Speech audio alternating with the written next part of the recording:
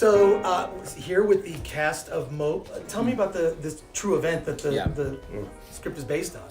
So it happened in 2010, and the story's about Mopes, which are, to people who don't know, are low-level adult male performers who are trying to make it as big stars, but end up having to do things like gangbangs, bukakis, like extreme things where they just need a lot of dicks, like on set. So basically, who doesn't? And so once I heard about what that, immediately as any male, around my age, there, I just found the subject matter fascinating. So I met a lot of real people who knew Steve and Tom, and as I got deeper into the story, it unfolded as this little world, on the periphery of the adult film industry that I didn't know about, and very few people did, and I thought it would make an amazing film. And the story, and then by recruiting tons of people from the industry who knew Steve and Tom, it just made it much more interesting to me.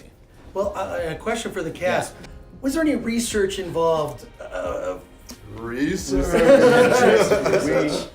We definitely took a field trip to a couple porn shoots, and we went to like a bukkake shoot. Yes. As well as a ball busting studio. So I think Max and I and did Nathan go to the ball busting one? This was the one where you held the camera. Yeah. Check your calendars. Yeah. Max and I went to a ball busting one. Nathan, Stuart Jarrett, he plays Steve Driver. He and I went to a bukkake one. So it was definitely necessary to go. We felt Lucas recommended it, and we felt that it was.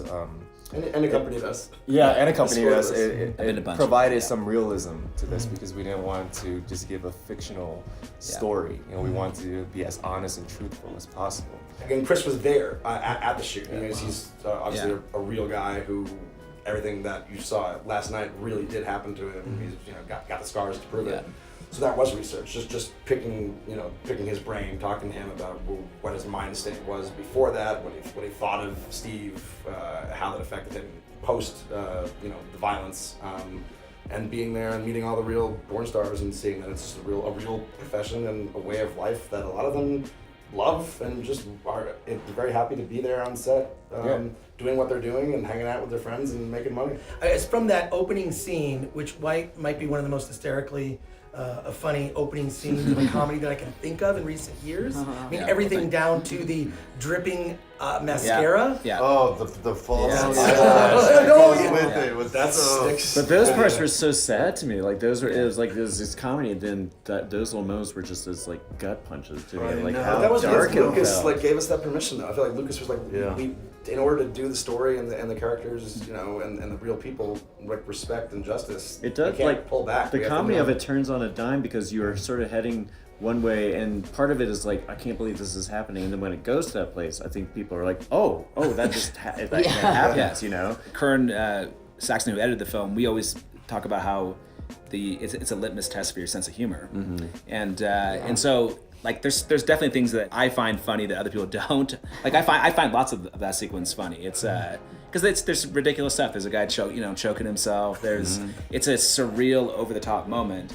But yeah, you could have someone that watches that sees it like a intro to a horror film. And so that's what I found interesting about it, because it doesn't really, it doesn't necessarily tip it off either way. But I think it's crazy. I don't think there's any way. I mean, it is that range of, like you were saying, the litmus test of what people find funny, or what's attractive, what's interesting, what's repulsive, how much they're interested in being repulsed, that kind of stuff.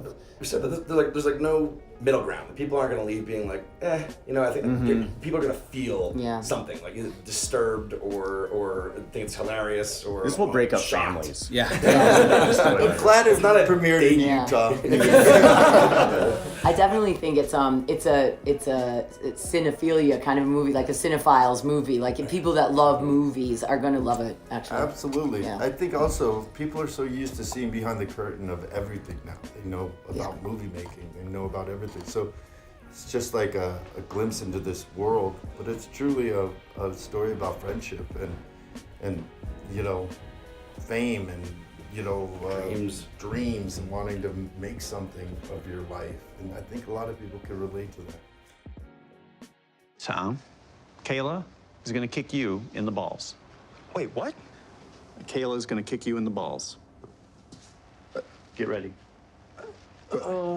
I thought you shot sex scenes. Have they not done this before? Just hold on, sweetheart. They're auditioning. I do shoot sex scenes, man. This is a sex scene. It's a very sexual situation. This is called ball busting. It's gonna be the next big thing in the adult entertainment industry. You guys said you were the guys. Let's find out. All right, cut. The looks on your face is not hot. Yeah, they don't want to do it. All right, Kayla, let me step aside, guys. I'll show you.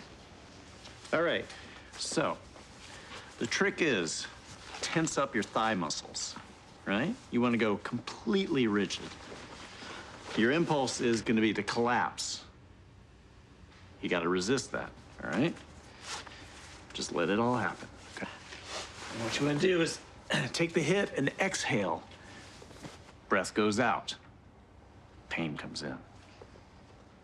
Okay?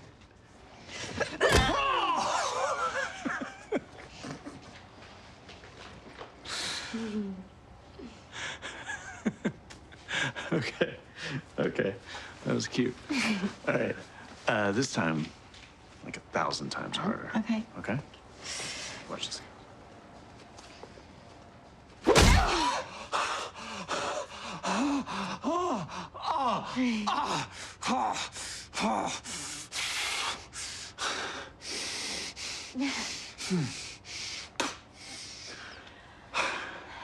Okay. Tom, you're up.